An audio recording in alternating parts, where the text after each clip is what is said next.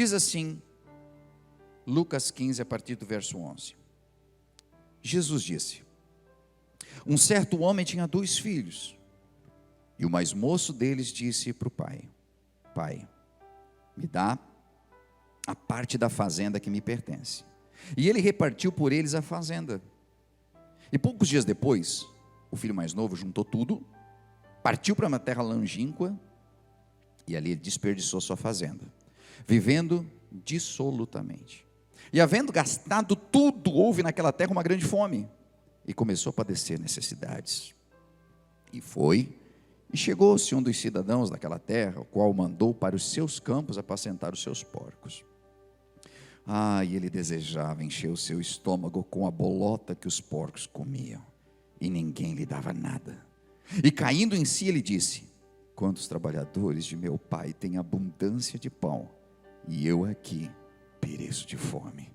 Levantar-me-ei, e irei ter com meu pai, e dir-lhe-ei: pai, eu pequei contra o céu e contra ti, não sou digno de ser chamado teu filho, me faz como um dos teus trabalhadores. E levantou-se e foi para o seu pai, e quando ainda estava longe, viu seu pai, e se moveu de íntima compaixão, e correndo lançou-lhe ao pescoço e o beijou.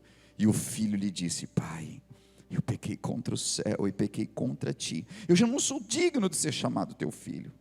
Mas o pai disse aos seus servos: trazei-me depressa a melhor roupa, e vestiu, e põe um anel na mão e sandálias nos pés, e me traga um bezerro cevado e matai-o, e comamos e nos alegramos, porque meu filho estava morto e reviveu, e tinha se perdido e foi achado. E começaram a alegrar-se. Amém.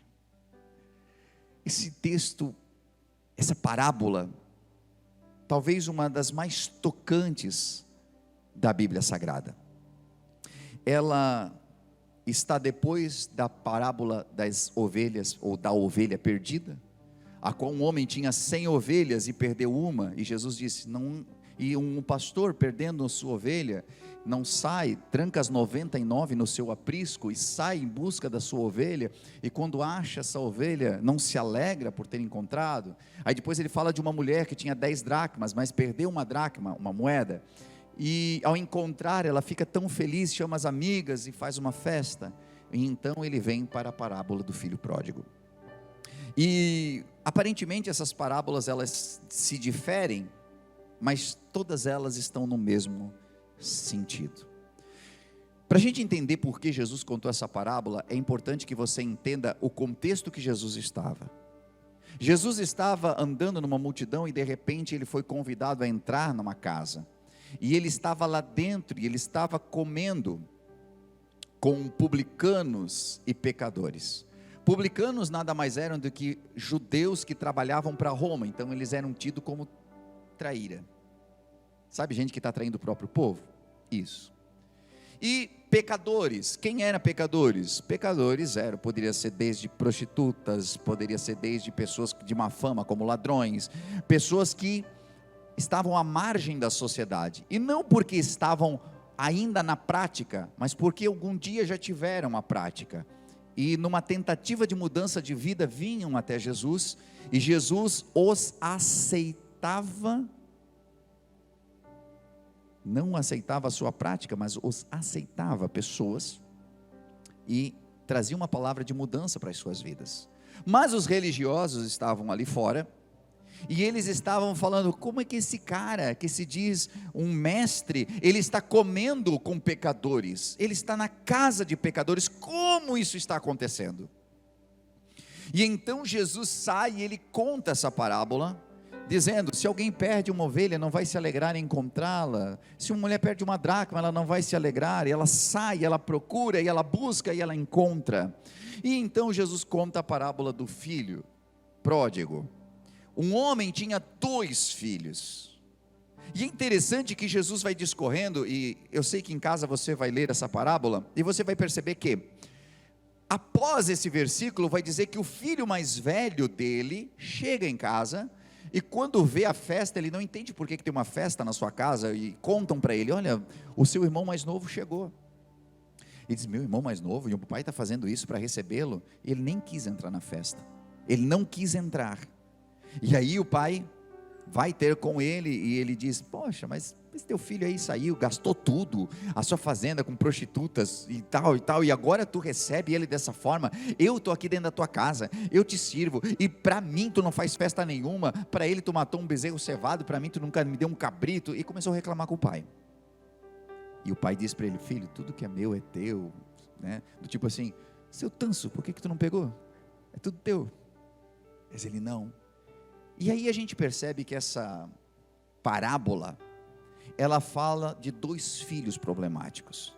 Ela fala de um filho que sai e ela fala de um filho que ficou. Apesar do foco ser o filho pródigo, que quer dizer o filho esbanjador, o filho gastador, né? A gente às vezes não sabe o que quer dizer pródigo.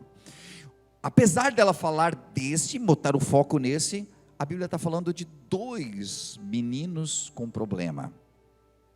A Bíblia está nos contando nessa manhã a parábola de um pai que um dia é surpreendido por um dos filhos, que vem falar com ele e diz: pai, me dá a minha parte, a parte da herança que me pertence, eu quero aquilo que é meu. Diferente aqui para nós, né, porque a gente só ganha herança aqui quando alguém morre. Aqui em vida esse filho pede que lhe seja dado.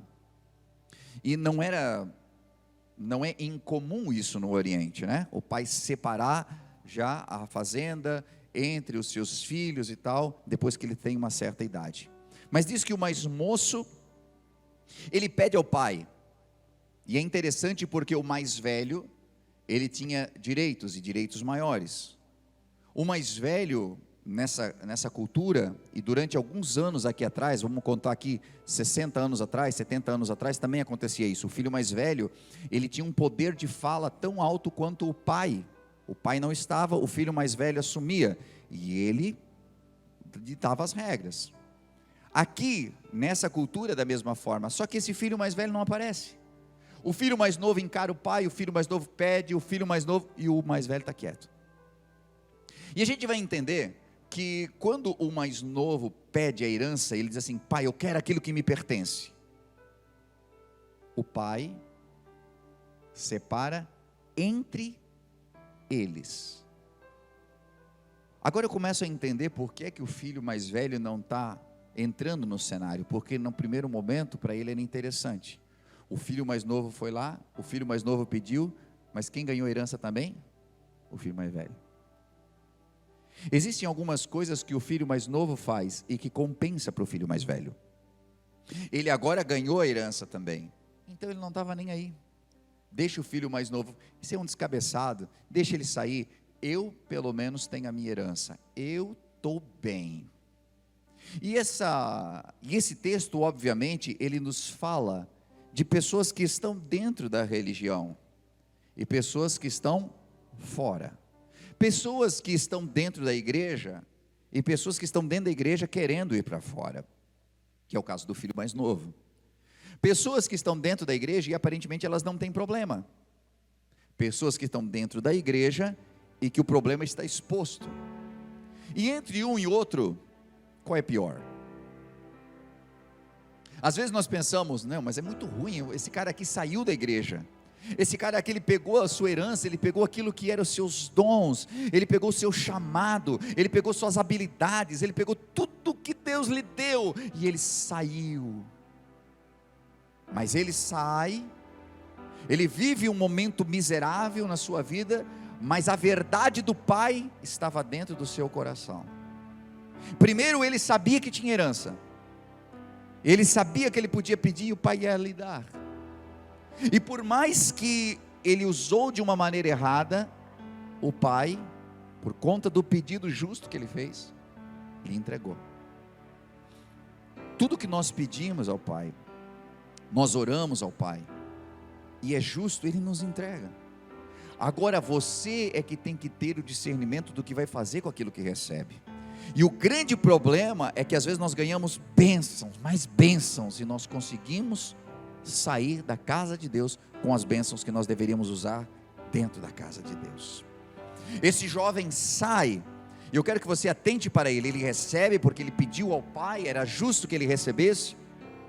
O pai separa entre eles, abençoa o filho mais velho, abençoa ele, diz: então filho, está aqui a tua herança. A Bíblia não diz que ele pegou a herança e saiu, a Bíblia diz depois de alguns dias. Sabe quando a pessoa recebe algo, ela ainda fica, mas o coração dela já está fora. O coração dela já está, e esse é o grande problema. O grande problema é quando a gente não confessa as nossas tentações. O filho mais novo já estava tentado a ir para esse lugar, e então ele negocia com o pai, ele consegue o que ele quer, e depois ele não consegue permanecer ali, ele quer cumprir o desejo do seu coração. Quando nós não abrimos o nosso coração para o pai, de que nós estamos tentados, em algum momento nós vamos pegar tudo que nós recebemos e vamos sair. E isso aqui é um grande alerta, porque às vezes pode ser que o casamento não está legal, pode ser que alguma coisa não está bem, e as pessoas já começam a olhar para a terra longínqua, assim como o filho pródigo, começa a olhar para aquela terra que parece que é a coisa mais linda do mundo, que parece que é a melhor coisa do mundo, e ele tem a herança nas suas mãos, ele tem tudo que ele recebeu do pai nas suas mãos, ele poderia iniciar a sua vida ali, ele poderia desenvolver tudo o que ele queria, da forma como ele queria ali, mas então ele pega isso que o pai deu, e ele leva para fora, e não foge à regra. Todo aquele que recebe algo especial de Deus e sai, vai perder tudo quanto recebeu. A Bíblia diz que ele gasta dissolutamente os seus haveres, ele gastou tudo, e ele tinha amigos, e ele tinha festas, e ele tinha balada, e ele tinha saúde, e ele tinha tudo que ele poderia imaginar. E quando se tem dinheiro, e quando se tem grana, e quando se está calçado, e quando tu pensa assim, mas eu tenho um bom trabalho, mas eu tenho saúde, mas eu tenho isso, eu tenho aquilo, a gente se sente grandão, né? Mas de repente a Bíblia diz que o dinheiro foi, e quando o dinheiro foi, uma fome veio sobre aquela terra, uma grande fome. Às vezes eu me pergunto, lendo o texto, se essa grande fome já não havia, porque quando a gente está bem calçado, a gente não consegue ver problema em nada, né? Ele estava curtindo, tal, mas daqui a pouco ele já não tinha mais. Às vezes nós estamos na presença de Deus e está tudo tão certo, e a gente pensa que está tudo tão certo porque nós é que somos bons, mas no momento em que ele sai da presença do Pai, foi só aquele restinho de crédito que ele tinha do Pai ainda, que estava sustentando ele. A felicidade que você sente na presença de Deus, ou mesmo as lutas que você vive, mas está na presença de Deus, existe um respaldo de Deus que te mantém, e é por isso que você tem sobrevivido, você tem vivido, você tem respirado, você tem conseguido se levantar, e você tem tido momentos de glória, sim, porque o Pai está com as mãos e com tudo aquilo que Ele tem te sustentando. Mas quando a gente sai da presença de Deus, daqui a pouco tudo se foi, daqui a pouco tudo se vai. E a Bíblia diz que começa as quedas, porque vem uma fome sobre a terra, ele não tem mais amigos. Isso aqui eu nem preciso explanar, né? Acabou os amigos, necessidade. E pode ver, todo aquele, e talvez você já tenha passado por um momento difícil. Quando a gente passa momentos difíceis, é complicado conseguir auxílio com amigos. Geralmente o auxílio que a gente consegue é com gente estranha ainda. Alguém estranho que aparece e que te ajuda. E que você, sabe quem ajudou esse homem? Esse menino? Alguém de fora. E não foi nenhuma ajuda, uma espécie de ajuda, porque ele vai para apacentar porcos, mas ele ainda tinha fome, queria comer a lavagem, mas nem isso lhe era permitido. E eu estou trazendo partes do texto que são óbvias na sua leitura, mas para que você consiga desenhar dentro da sua mente momentos que nós vivemos e que não precisávamos viver, coisas que nós estamos hoje vivenciando e que não precisávamos vivenciar, se nós não pegássemos aquilo que é santo e jogasse naquilo que é profano, se nós não pegássemos aquilo que é bênção e transformássemos em maldição. Porque dentro da casa do pai, esse menino mais jovem, ele não queria mais servir. Dentro da casa do pai, ele não queria mais obedecer. Sabe quando chega aquela idade que eu penso assim, eu posso cuidar da minha vida, eu posso decidir por mim mesmo, eu não preciso ficar ouvindo o que me dizem para fazer. É aquele momento em que a gente pensa, eu quero a minha independência. Dentro de uma dependência, ele estava provido de tudo. Dentro da independência, ele não tinha mais nada. E agora ele olhava para a lavagem, ele queria comer, mas nem isso lhe era permitido. Existem momentos na vida de pessoas que afastam-se de Deus, que é exatamente isso. Só existe podridão para se alimentar. É quando você olha para a tua situação e diz: eu não quero mais fazer isso, e eu não sei por que eu faço. Eu não quero ser desse jeito e não sei por que eu sou. Eu não queria estar nessa situação e não sei por que eu estou nessa situação. É interessante porque esse menino, ele está ali apacentando porcos. E apacentar porcos tem outro significado aqui, porque biblicamente, quando Cristo falava para os judeus, porcos era uma coisa imunda, e que para eles não era algo a ser apacentado. Eles apacentavam ovelhas, não porcos. Aqui está falando de maldição, aqui está falando de um estado em que ele estava, sabe, de degradação mesmo. Mas foi ali que aconteceu um grande milagre. Eu gosto de dizer que, e eu sei que nem todo mundo vai entender isso, existem 2 lugares muito especiais na vida de alguém. O primeiro, a casa do Pai. O segundo, o chiqueiro. Chiqueiro? Principalmente se você tiver uma semente do Evangelho. Porque no chiqueiro, ali, apacentando porcos, foi quando ele conseguiu pregar para ele mesmo e lembrar da casa do Pai. Porque no lugar de festa, ele não lembrou da casa do Pai. Por isso que Salomão disse que é melhor a casa de luto do que a casa de festa. Porque no momento da morte, no momento da dor, no momento do desespero, às vezes o momento certo em que nós lembramos de Deus. O momento do pior desespero da vida é quando a gente lembra: na casa do meu pai tinha pão e eu aqui estou com fome. Talvez eu esteja pregando para alguém que esteja sentado olhando para os porcos, que esteja olhando para a miséria de uma lavagem, querendo comer, tendo fome de algo. E alguns com fome de carinho, de atenção. A carência é tão grande que você já está olhando para a lavagem com vontade de comer lavagem, por conta de uma carência, por conta de desejo, por conta de falta de carinho, de amor, de abraço. Não coma lavagem. Você tem um pai, você tem uma casa, você tem uma família. E Deus te trouxe aqui nessa manhã para dizer para você que apesar de você ter descido, apesar de você ter faltado, apesar de você ter gastado a tua vida, a tua história e ter tomado decisões tão erradas na vida, existe uma chance ainda, porque o Pai nunca deixou de esperar você em casa. Dali de onde ele estava, ele prega para ele mesmo: a casa do meu pai tem abundância de pão. Eu recebi um abraço quando eu entrava pelas portas da igreja. Os irmãos olhavam para mim com dignidade, nem me conheciam, às vezes me abraçavam, e outros até que me conheciam, sabiam da minha vida, mas não estava nem aí, vinha lá e me abraçava, me convidava para as coisas. E hoje eu estou aqui nessa depressão. Eu sentava na igreja e o culto parecia que era todo para mim, e hoje eu sinto falta de uma palavra. Era assim que esse jovem estava. Mas sabe o que é o poder de uma pregação? Ele prega para ele mesmo, ele diz: vou me levantar, eu vou me levantar, e eu vou ter com meu pai. Ele não saiu com arrogância dali dizendo assim: vou ter com meu pai, diz assim: olha pai, eu sou teu filho, e eu estou aqui, e voltei para casa. Não, ele estava num estado de humildade ali. Eu vou me levantar, sim. Ele começou a olhar para dentro dele.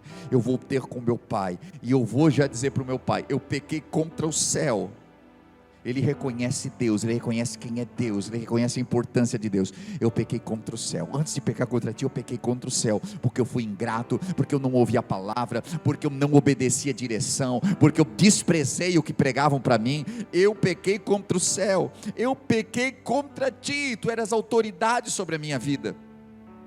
Eu pequei contra a tua palavra, eu deveria ter te honrado, mas eu não te honrei. Eu não sou digno de ser chamado teu filho. Ele sabia que era filho. Importância, ele sabia quem ele era.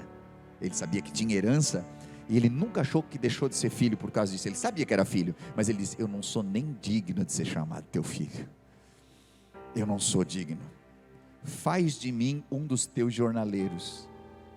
Se tu me der o que comer, e se tu me aceitar, não precisa nem me chamar de filho, mas eu quero te servir, porque eu servi lá fora, porque eu servi e apacentando porcos, porque eu tive vontade de comer lavagem, e se eu servi lá fora, e ainda assim entreguei o meu melhor lá fora, o que eu não vou fazer na casa do meu pai? Olha a pregação desse jovem para ele mesmo. Eu vou me levantar. Isso aqui ele não falou para o pai, isso aqui ele falou para ele. E agora ele vai fazer o que ele pensou. Que o grande problema é que a gente pensa muita coisa, mas não faz nada. Pensamos, pregamos para nós mesmos. Não, eu vou fazer isso, eu vou chegar na igreja, e eu vou chegar agora, vou sair do culto, vou fazer tal coisa, vou pedir perdão, vou consertar. Não fazemos nada. Saímos daqui, daí pensamos assim: tá tranquilinho, cheguei em casa, a mulher já não está mais tão braba, o marido já não está furioso comigo, então eu vou chegar né? E aí, tudo bem? Cheirosa a comida, né? Nem vou tocar no assunto.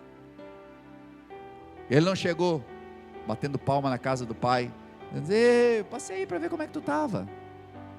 Já que o pai estava tranquilinho, né? Nem vou entrar no assunto.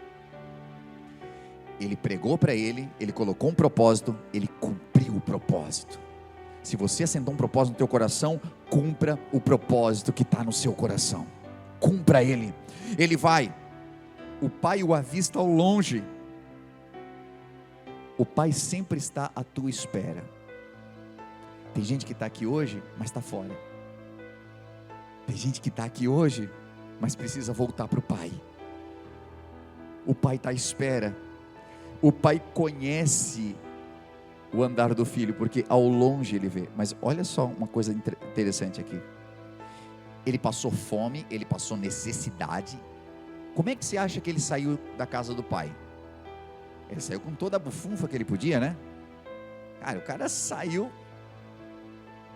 aqui, ó, terno, gravata, coisa linda. Quando ele voltou todo estrupiado, seco, magro, feridento. Como é que o pai reconheceu? O pai olha ao longe, e pelo andar do filho, ele sabia que era o filho dele voltando para casa. O pai nunca esquece do seu filho. O pai lembra de você. O pai sabe quem você é. O pai sabe o que você precisa. O pai sabe até a intenção do seu coração. A Bíblia diz que quando ele está chegando perto, o pai corre ao seu encontro. O pai lança-se ao seu pescoço. Não lança-se ao seu pescoço. Lança-se ao seu pescoço.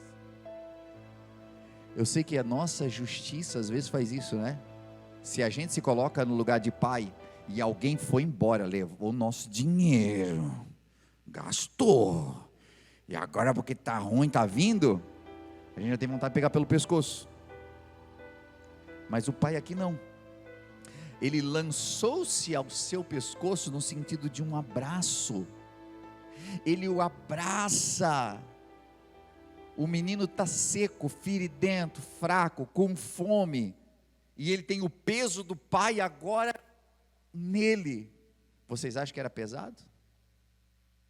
Era leve. E isso me leva para o texto de Mateus 11, 28, quando diz: vinde a mim, vocês que estão cansados e sobrecarregados, e eu vos aliviarei. Tomai sobre vós o meu jugo, aprendei de mim que sou manso e humilde de coração, e encontrareis descanso para a vossa alma, porque o meu jugo é suave e o meu fardo é leve. O jugo nos animais é colocado sobre o pescoço. O jugo. Por que ele diz que o jugo é leve? Porque o jugo aqui é o abraço do Pai sobre o seu pescoço. Não trouxe peso para ele, trouxe leveza para ele. Só que agora, quando ele se sente recebido, ele se sente amado, ele se sente querido, ele se sente recepcionado, sabe, parece que está tudo bem. E o grande problema para as pessoas é quando parece que está tudo bem. Porque parece que está tudo bem, o que eu faço? Nem vou tocar no assunto. Já me recebeu? Eu achei que ele ia me falar um monte de coisa. Eu achei que ele ia botar o dedo na minha cara. Eu achei que ele ia me cobrar. Eu achei que ele isso, eu achei que ele aquilo. Mas já que ele não falou nada, também não vou falar nada, né? Esse jovem aqui não, ele nos dá um exemplo. O pai lança-se ao seu pescoço, abraça ele, mas ele começou a falar: pai, eu pequei contra o céu e pequei contra ti. O pai ainda está chorando, abraçando, beijando ele: pai, eu quero falar, eu pequei contra o céu, eu pequei contra ti. Não sou digno de ser chamado teu filho. Filho, que bom que tu voltou, filho. Eu te amo, filho. Eu estava em tua espera. Pai, escuta aqui. Não sou digno de ser chamado teu filho. Eu pequei contra o céu, eu pequei contra ti. O pai está fazendo de conta que nem está ouvindo ele. Mas é claro que o pai estava ouvindo ele. Mas o que o pai queria mostrar para ele assim, filho, eu já vi a intenção do teu coração, eu já vi o teu propósito, eu já aceitei o teu pedido de perdão, está tudo certo. Eu não vou ficar botando o dedo na tua cara e dizendo: tu foi um sem vergonha mesmo. Não, sabe como é que eu vou responder para ti? Mata aí um bezerro bem gordo, que nós vamos fazer uma festa. Eu quero fazer uma festa. Traz roupas novas, porque é meu filho que está aqui. Ele não pode aparecer desse jeito. Primeira coisa que Deus, quando Ele nos pega, Ele quer mudar as suas vestes. As tuas vestes vão declarar de quem você é filho. E quando olharem para você, vão lembrar de quem você é filho. Você é filho de Deus. Coloca um sapato novo aí, porque o andar dele vai ser diferente. Quem andava descalço nessa época era escravo. Quem era senhor andava de chinelo. Porque quando eles andavam de chinelo, aquela alparca deles lá, alpargatas, eu não sei como é que era o nome daquilo, sandália. Quando eles queriam adquirir uma coisa, eles diziam assim: isso aqui é meu, tá? Tirava o chinelo e deixava de garantia. Dizia assim: tá aqui, nós vamos buscar o dinheiro aqui, mas é meu. As sandálias tinham poder de compra. Sabe o que o pai está dizendo aqui? Não importa o quanto você perdeu na tua vida, não importa o que ficou para trás, eu estou colocando de novo para você o calçado, que significa que você tem poder de comprar, você tem poder de adquirir. E coloca um anel novo, porque eu tenho uma aliança com você. Tudo isso é muito bonito, pastor. Fala de restauração, sim, é para falar de restauração. Mas é para falar também que quando a festa estava acontecendo, chega o outro, aquela pérola linda, maravilhosa, que não saiu de casa. Que exemplo de homem, que exemplo de pessoa, que recebeu a sua herança também, mas ficou em casa. Fez certo? Fez. Mas vamos conhecer o coração. Quando ele soube da festa, ele se aproximou, perguntou o que tinha acontecido. Era o irmão dele. Ele não quis entrar na festa. A primeira coisa: não vou me misturar. Por que fazem isso? A pessoa faz o que quer, pisa, peca, some daqui, tal. Aí quando chega, está tudo certo.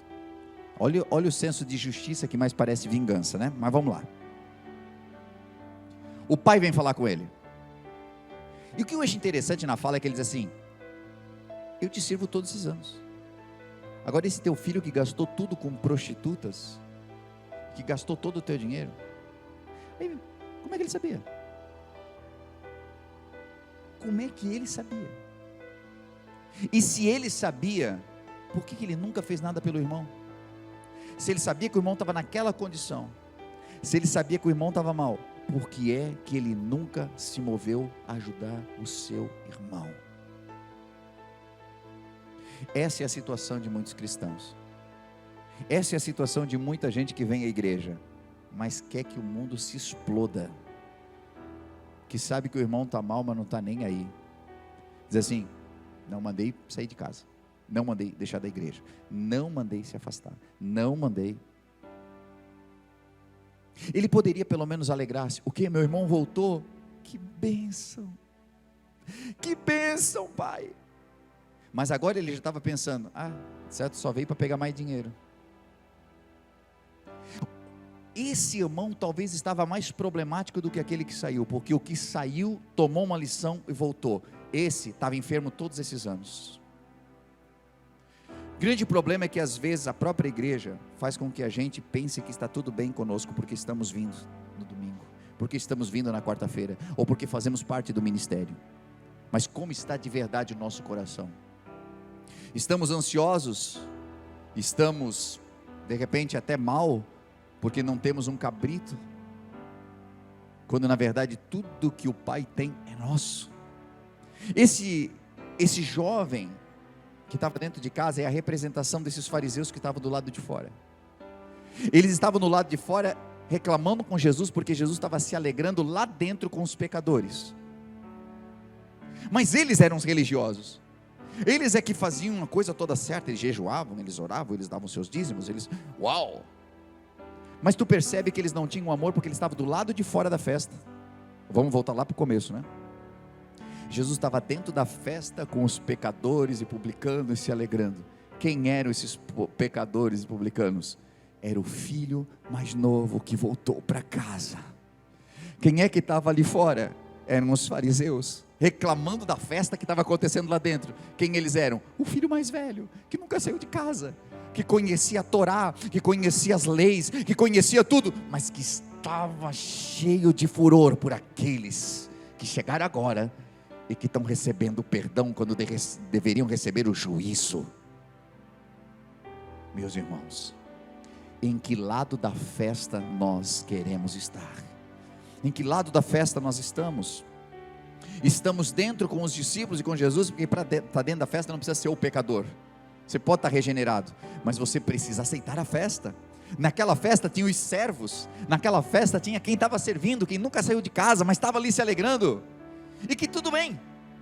Se o cara gastou tudo e agora chegou, o pai disse para fazer uma festa, nós vamos fazer uma festa, estamos aqui para servir, não estamos aqui para ficar indagando ninguém, quem manda aqui é o pai. E eles estavam ali servindo.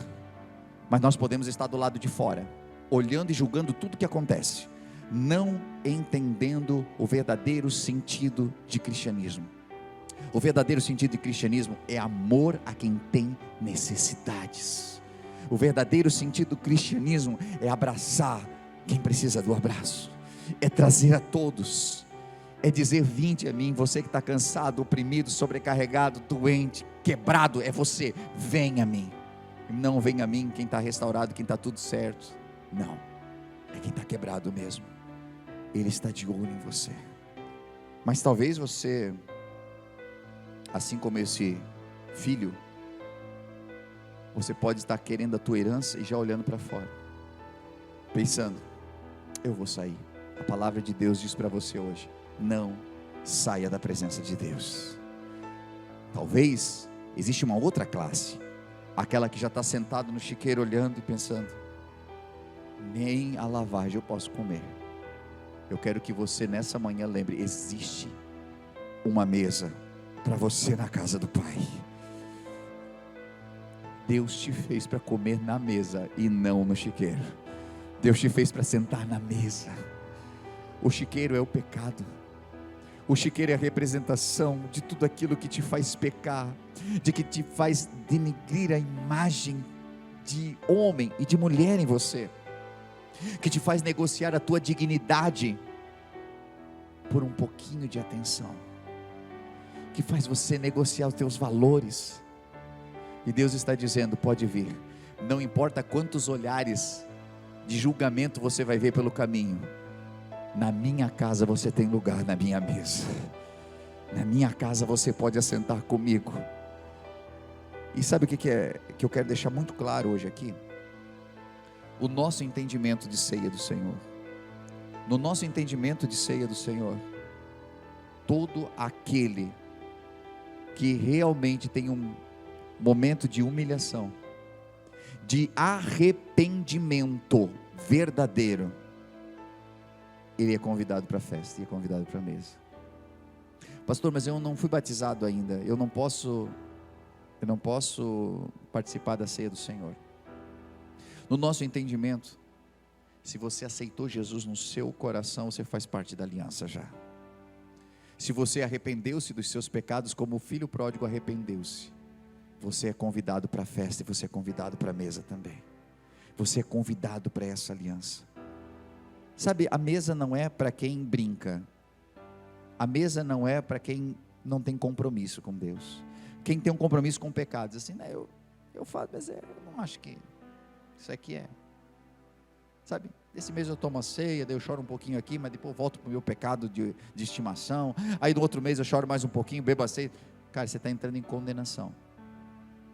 Mas quando você teve um verdadeiro encontro com Deus, a mesa é para você. Pastor, mas eu sou uma dessas pessoas meio indignada, sabe? Porque quando eu vejo alguém assim que despreza o Evangelho, porque eu tenho um zelo pelo Evangelho, e é bonito isso. Sabe esse zelo que a gente tem assim, quando alguém faz uma coisa ruim contra a obra de Deus, e a gente fica, poxa, por que fazer uma coisa dessa? Por que virar as costas para Deus depois de tudo que ganhou? A gente até fica chateado com isso.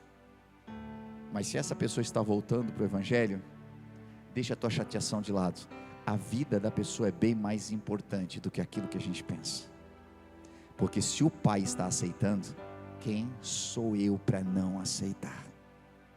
Por isso, eu quero orar com você. Coloque-se de pé, por gentileza.